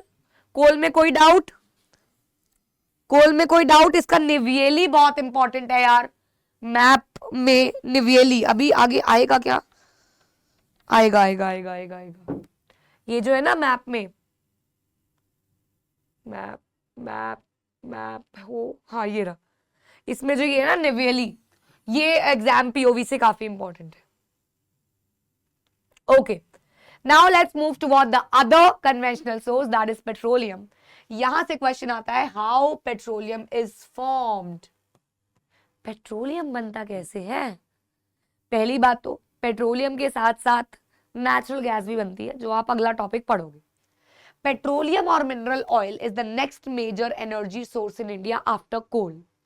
ये प्रोवाइड करता है fuel for heat, light, lubricants की तरह काम करता है एंड रॉ मटेरियल्स देता है बहुत सारी मैन्युफैक्चरिंग इंडस्ट्रीज में। इसीलिए इसको नोडल इंडस्ट्री कहा जाता है, जिसकी डेफिनेशन नोट कर लो अपनी एनसीईआरटी में। नोडल इंडस्ट्रीज वो इंडस्ट्रीज होती हैं nodal industries are those industries that supports other industries by providing essential components that is raw materials. ये वो इंडस्ट्रीज होती है जो बाकी इंडस्ट्रीज का सहयोग, हेल्प करती है ताकि वो और बेटर हो सके, डेवलप हो सके। ठीक है जी, ताकि वो और बेटर हो सके और डेवलप हो सके। ये तो भैया पेट्रोल है, ऐसा लग रहा है कुछ। Most of the petroleum occurrences in India are associated with the, देखिए बच्चों, ये पाए जाते हैं एंटिक्लाइंस यानी कि वेन्स और लोड्स में भी निकलती हैं, एक्सट्रैक्ट होती है। जनरली ये ओशन और सीज के बेड से भी एक्सट्रैक्ट की जाती है and during that extraction the gas produce is known as natural gas. यही इसकी सारी अकरेंस है। ये ट्रैप्ड होती है जियोलॉजिकल प्रोसेस की वजह से, जमीन उठी, फोल्ड्स हुए, हिमालय फॉर्म हुए, इन फोल्ड्स में ये दब गया, फंस गया, और जब इसमें बहुत हीट प्रोड्यूस होती है ये बाहर निकलता है and then this thing is that crude oil, that petroleum, that jelly, ये ऐसे प्रोड्यूस होता है। Petroleum is also found in the fault traps.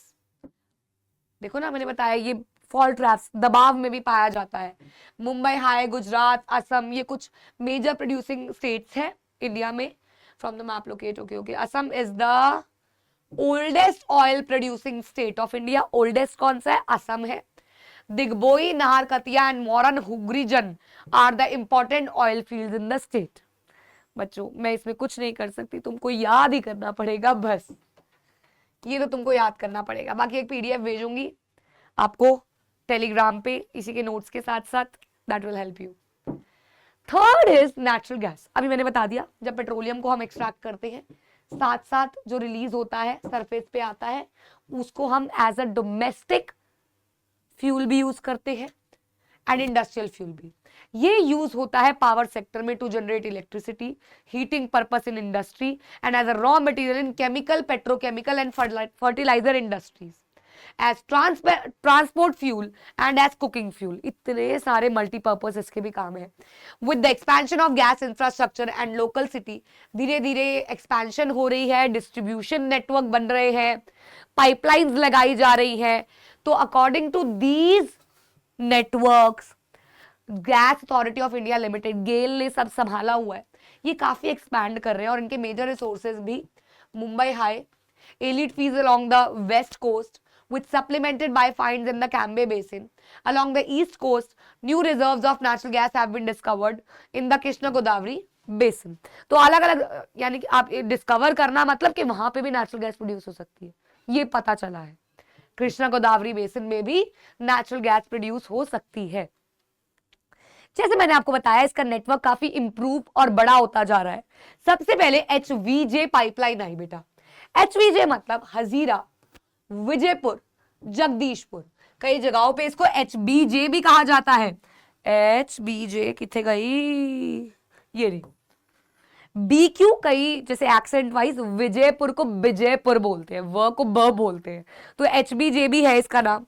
ये रही, ये एक ऐसी ये लिंक करती है, ये गेल के द्वारा बनाई गई है, gas authority of India limited, Mumbai high, जहां पे ये प्रोड्यूस होती है, to various fertilizer power industrial complexes, अलग अलग जगहों तक ये ट्रांसपोर्ट की जाती है through a pipeline. Can you imagine, 1700 kilometre लंबी है और अब इसको इतना एक्सपैंड किया जा रहा है कि 1700 से 18,500 हो चुकी है एंड सून ये एक्सपेक्ट किया जा रहा है ये 34,000 किलोमीटर तक की बनने वाली है, कंट्री के हर पार्ट को जोड़ने वाली है। तो अब गैस हर घर पहुंचेगी, हर घर तिरंगा, हर घर gas. Okay, so next is electricity. Electricity भी भैया बहुत वाइड रेंजली इस्तेमाल की जाती है, जनरेट की जाती है दो मेजर तरीकों से। एक होती है लिख लो, in which two forms electricity can be generated, मतलब प्री बोर्ड्स वगैरह या छोटे मोटे टेस्ट में इसमें डिफरेंस भी आ सकता है। तो दो कौन सी हो गई बच्चा बाड़ी, एक तो हो गई हाइड्रो और एक हो गई थर्मल। पहली बात तो दोनों तरीकों से जो प्रोडक्ट बनेगा यानी कि जो बिजली बनेगी वो सेम ही होगी। ऐसा नहीं आप स्मेल करके बताओगे नहीं जी ये तो थर्मल है, नहीं ये तो हाइड्रो है, नहीं, सेम ही बनेगी। The process is different, the material is different. Hydro में we use water to generate electricity, but in thermal we use non renewable, that is fossil fuel, coal, petroleum and natural gas.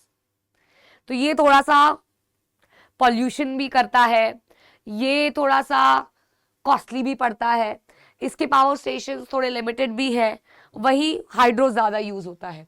Bye running water which drives hydro turbines to generate hydro electricity and by coal, petroleum and natural gas thermal power. अभी आपको जो बताया वही है, hydro electricity के बारे में बताया हुआ है और इसके बताए हुए हैं भैया बहुत सारे डैम्स हैं। क्या होता है ना, फ्लड गेट्स लगा देते हैं, फ्लड गेट्स जैसे यार टाइडल एनर्जी अभी आप पढ़ोगे नॉन कन्वेंशनल में, सेम है, फ्लड गेट्स लगा देते हैं, पानी का बहाव तेज निकलेगा, टरबाइन घुमाएगा, इलेक्ट्रिसिटी जनरेट होगी। ये तो बचपन की बातें हैं, ये इनमें डिफरेंस है, ये इनका डिफरेंस भी है। आप चाहो तो यहाँ पे फिर टैब्यूलर फॉर्म में लिख सकते हो, if you want you can write in the tabular form. Wait, हाँ हमने कहाँ तक किया था, सॉरी यार मुझे एक बार पीछे जाना पड़ेगा। हमने कन्वेंशनल नॉन कन्वेंशनल किया, फिर मैंने आपको बताया कन्वेंशनल में कोल के बारे में ऐसे लिखेंगे, फिर आप पेट्रोलियम के बारे में लिखेंगे, नॉडल वगैरह के बारे में लिखेंगे। चलो मैं तुम्हें यहीं पे बता देती हूँ। अब हमने सबसे पहले क्या किया, कन्वेंशनल सोर्सेज बनाए और हमने यहाँ पे सबसे पहले कोल को मेंशन करेंगे हम, जिसमें हम इसके थोड़े से फीचर्स, थोड़े से टाइप्स और इसका डिस्ट्रीब्यूशन बताएंगे। ठीक है जी। फिर हम लिखेंगे पेट्रोलियम के बारे में,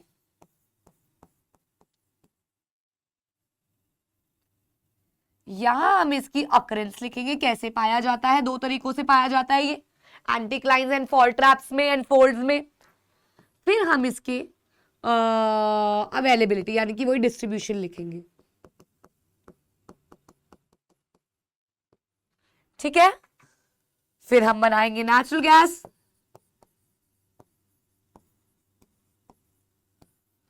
और इसमें हम सबसे ज्यादा मेंशन करेंगे अगेन इसके फीचर्स और इसका एक्सपेंशन, जिसमें आप एचवीजे पाइपलाइन के बारे में जरूर मेंशन करेंगे। इससे 1 मार्कर भी बनता है, सर्शन रीजन भी बनता है, एचवीजे पाइपलाइन। ठीक है जी, क्लियर।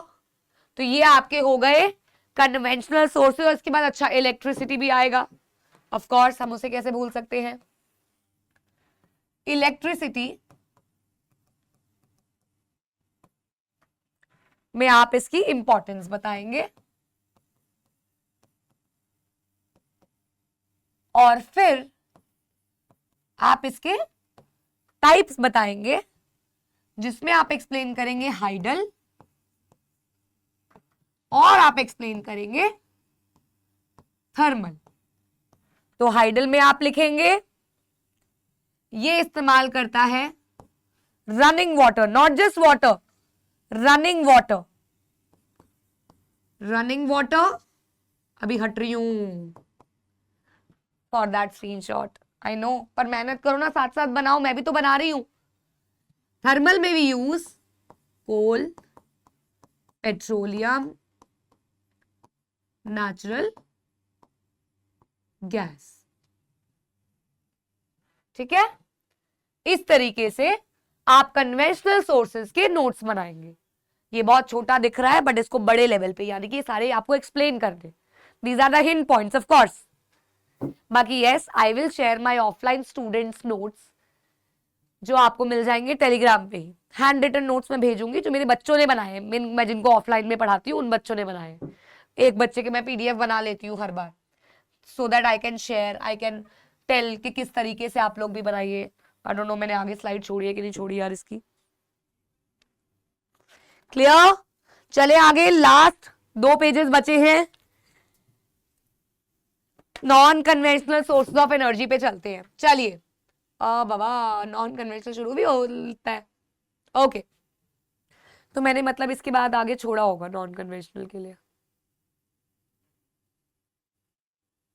हाँ, मैंने छोड़ा होगा नॉन कन्वेंशनल के लिए, I know.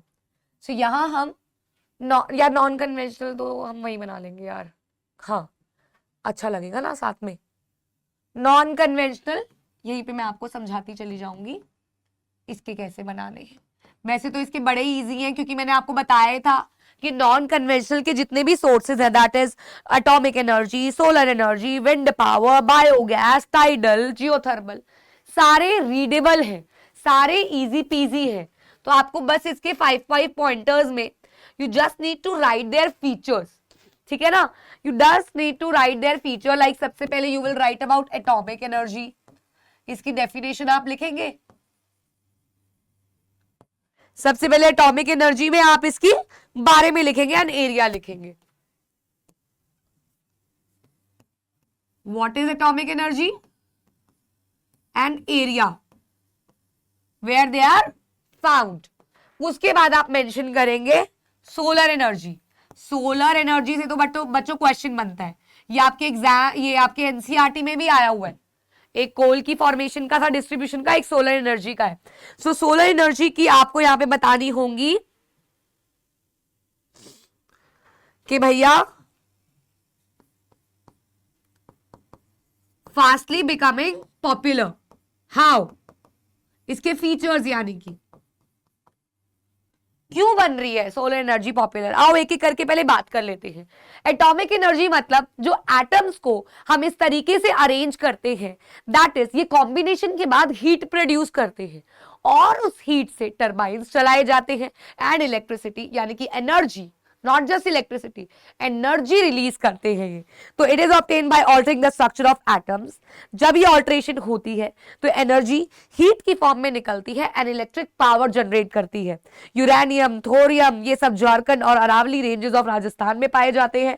Also the monazite Sands of Kerala is also rich in thorium. आपको एक बात बताऊं, एनसीईआरटी क्वेश्चंस पे जाओ और 4th पार्ट पे जाओ, MCQ के, which one of the following minerals is contained in the monazite sand. यहां से आंसर है, मोनोजाइट सैंड में क्या है, थोरियम है।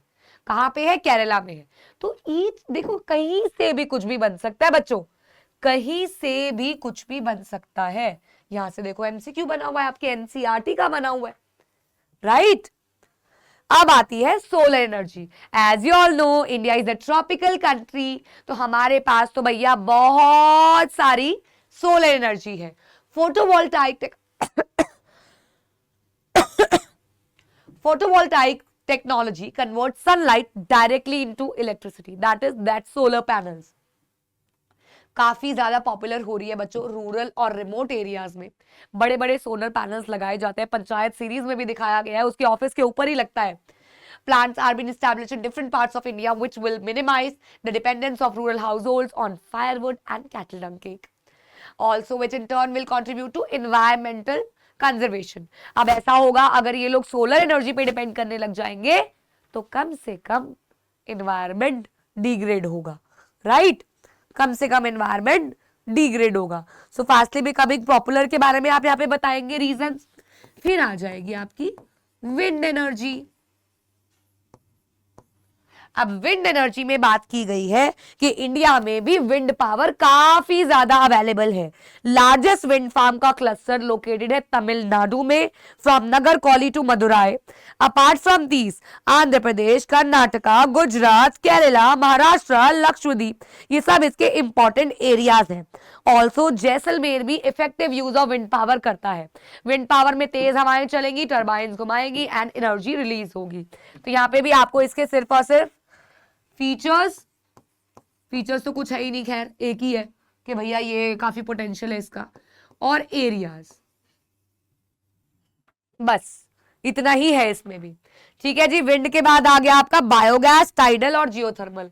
मेरे पीपीटी में जगह नहीं बची है, स्टिल हम जगह यही बनाएंगे, अलग से नहीं जाएंगे।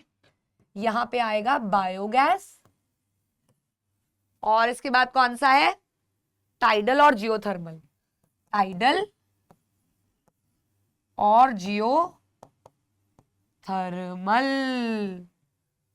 Geothermal okay. हम इसके साथ थोड़ा सा व्हाइटिश कर देते हैं so that you can discriminate. Okay, now बात करेंगे बायोगैस की। देखिए बच्चों बायोगैस में क्या होता है, ये आपके लिए शायद नया हो, बट यहाँ पे बड़े बड़े से कंटेनर्स कह लो, एरियाज कह लो, सारा human waste, animal waste, shrubs, herbs सब कुछ डाला जाता है एंड देन इसको ऑर्गेनिकली हीट किया जाता है, मतलब नॉट ऑर्गेनिकली हीट किया जाता है, और इसमें से रिलीज होती है ऑर्गेनिक गैस जिसको यूज किया जाता है to generate turbines again. So decomposition of organic matter yields gas which has higher thermal efficiency in comparison to kerosene, dung cake, charcoal. So biogas plants लगाए जा रहे हैं by municipal corporation also. Remote areas में इनका नाम है गोबर gas plant. Biogas का गोबर गैस प्लांट भी नाम है, जहां फार्मर्स को दो बेनिफिट्स होते हैं, ट्विन बेनिफिट्स होते हैं। एक तो एनर्जी प्रोड्यूस होती है, दूसरा इनको बेहतरीन मैन्योर प्राप्त होता है, जो रेजिड्यू बचता है, जो रिसोर्स था डिकम्पोज हो गया, गैस बना दी, जो बचा वो मैन्योर है फॉर द फार्मर्स। तो इसके twin benefits for farmers. And what is biogas, क्या है, क्या होता है इसके अंदर, ये बताएंगे आप इसके अंदर। ठीक है जी। अब आ गया टाइडल एनर्जी। अब ओशंस की टाइड्स को भी हम यूज कर सकते हैं to generate power. Flood gates, dams लगाए जाते हैं, डैम्स को खोला जाता है, तेज पानी आता है, एनर्जी जनरेट करता है। इंडिया में gulf of Khambhat, gulf of Kutch, in Gujarat, western coast, gangetic delta, इन सभी जगहों पे टाइडल एनर्जी की बेहतरीन अवेलेबिलिटी है, बेहतरीन अवेलेबिलिटी है। ठीक है बच्चा बाड़ी। Okay, last is geothermal. जमीन के अंदर भी बहुत गर्मी है बच्चों, और ये गर्मी को जब रिलीज किया जाता है in the form of gas, क्योंकि इवापोरेट होता है अंदर पानी भी। आपको एग्जांपल देती हूँ, who has went to Manikaran gurudwara in Manali.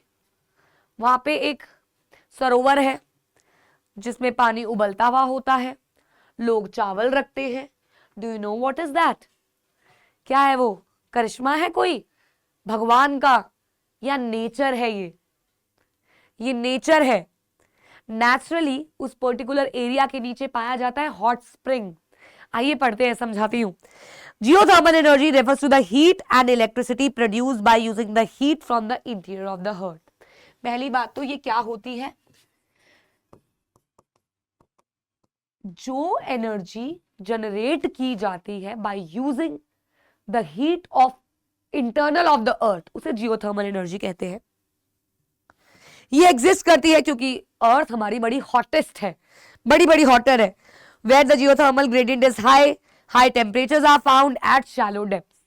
Ground water in that areas form heat and वो हीट रिलीज होती है। It is so hot that when it rises to the earth surface, ये स्टीम में बदल जाती है और फिर इस स्टीम को हम यूज करते हैं to run turbines and generate energy.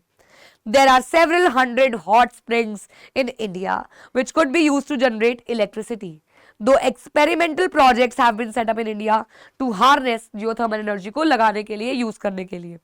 One is located in Parvati Valley near Manikaran in Himachal Pradesh and the other one is located in Puga Valley in Manikaran. तो यहाँ पे आप hot springs के बारे में भी बताएंगे। ठीक है जी, स्क्रीनशॉट। ये पूरा कन्वेंशनल नॉन कन्वेंशनल का मैंने तुम्हें मैप दे दिया, इस अकॉर्डिंग तुमको बनाना है।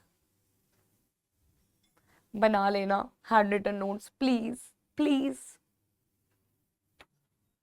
क्योंकि जब हम इस चैप्टर को एनसीईआरटी की मदद से हाथ से लिखते हैं तो हमें मेमोराइज होना शुरू हो जाता है।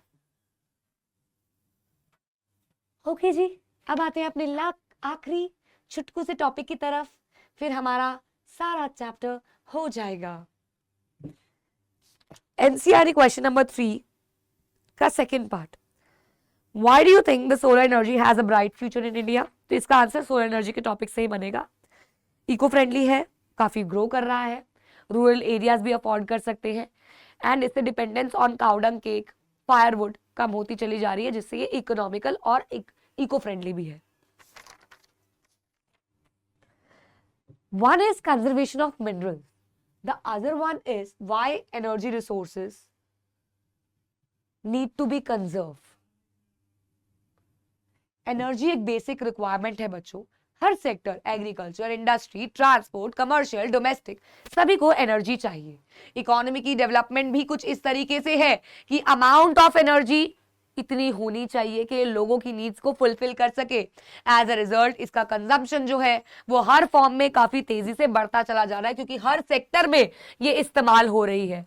इसी वजह से एक अर्जेंट नीड है बच्चों टू, ये सेम है बिल्कुल, to make a plan and to do sustainable conservation, promotion of energy conservation और increase use of renewable energy. इसके दो प्लैंक्स हैं, twin planks of sustainable energies के रिन्यूएबल सोर्सेज पे शिफ्ट करो एंड इनको कंजर्व करो।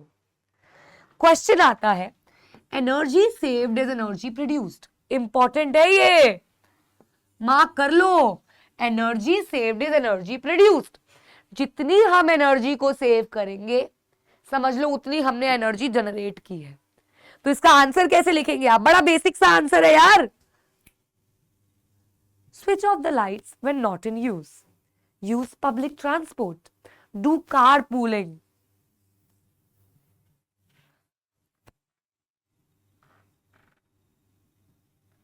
ये देखो, using public transport, switching off the lights when not in use, power saving devices को इस्तेमाल करना।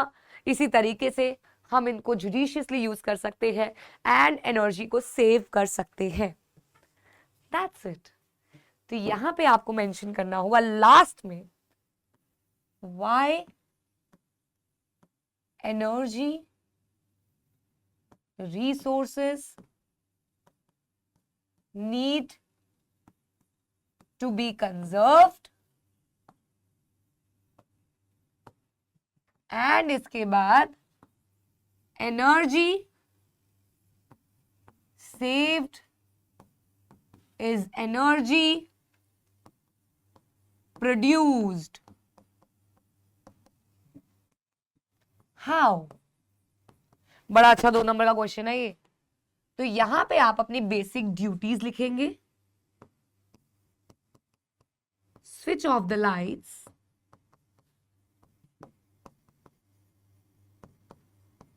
When not in use. ये नहीं है बत्तियां बंद करके बैठे रहोगे, पढ़ना भी है। जब यूज ना कर रहे हो, जिस कमरे में यूज ना कर रहे हो। यूज पब्लिक ट्रांसपोर्ट,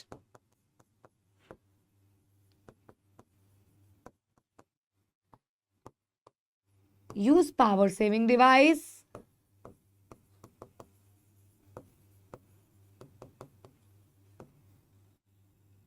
है ना भाई। पावर सेविंग डिवाइसेस यूज करो, कार पूलिंग करो, स्विच ऑफ करो लाइट्स जब नहीं चाहिए। हाँ, यही है। यहां पे क्यों चाहिए? क्योंकि भैया लिमिटेड इन नेचर है।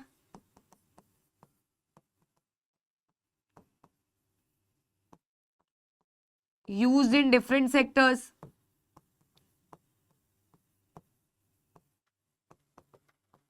leads to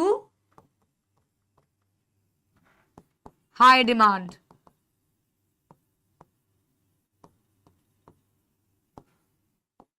फ्लो फॉर्मेशन, समय लगता है ना दोबारा बनने में। That's it. That was your whole chapter. 3 short. आ जाओ भाई एनसीईआरटी क्वेश्चन पे। सबसे पहले which of the following minerals are found in the composition of rocks? Bauxite, already told you. Koderma in Jharkhand is the leading producer of mica, सबसे ज्यादा produce करता है। This is your homework question, कुछ तो homework दूंगी। Minerals are deposited and accumulated in the stratas of which of the following rocks? किसमें पाया जाता है? You have to answer this in the comment section. Which one of the following minerals is contained in the monazite sand? I already explained. Thorium in Kerala.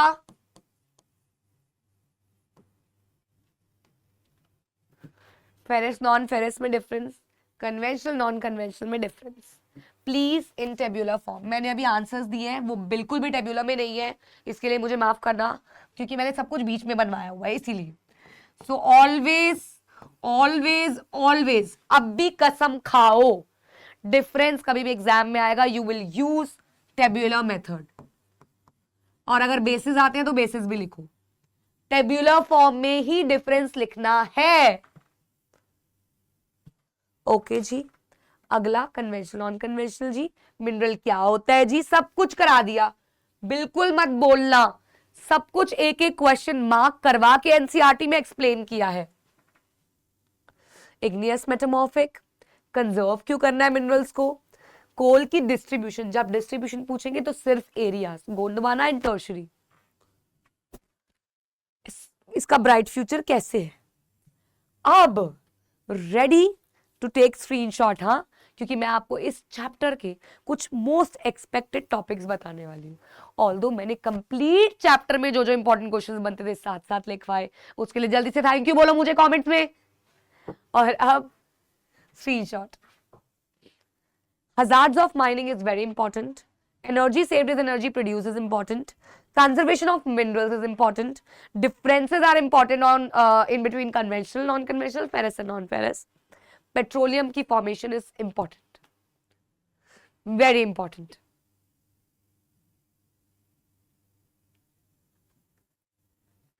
So finally, I am done with this chapter. Hopefully, हो गया ये। बड़ी दिक्कतें आई इस chapter को record करने में, but कर दिया। यूट्यूब पे पहली बार किया है और मैंने अपना बेस्ट दिया है, आप लोगों को दिख भी रहा होगा। बट प्लीज कमेंट्स में जरूर बताइएगा कि आपको कैसा लगा, और पहली बार देख रहे हो तो सब्सक्राइब करना आगे देखने के लिए, और सेशन को लाइक भी करना, क्योंकि तुम लाइक नहीं करते हो, इतने सारे व्यूज दे देते हो लेकिन लाइक्स नहीं करते हो, तो लाइक करना है। इस चैप्टर को बेटा जी ये मेरे लेक्चर देखने के बाद खुद से एक बार रीड जरूर करना, ये आपसे विनती है। Please give half an hour और आधा घंटा दे देना बस, और इसको अच्छे से रीड करना, आपको ये चैप्टर क्रिस्टल क्लियर हो जाएगा, और उसके बाद लिखना कि तुम्हें मजा आया कि नहीं आया। तो बस आज के लिए इतना ही। होपफुली आपको समझ में आया होगा ये चैप्टर, थोड़ा लर्निंग भी है। So see you all in the next lecture, hopefully very very soon. Next lecture कौन सा चाहिए मुझे कमेंट्स में बताना, मेरा प्लान मैन्युफैक्चरिंग कराने का है। और तब तक के लिए पढ़ते रहिए।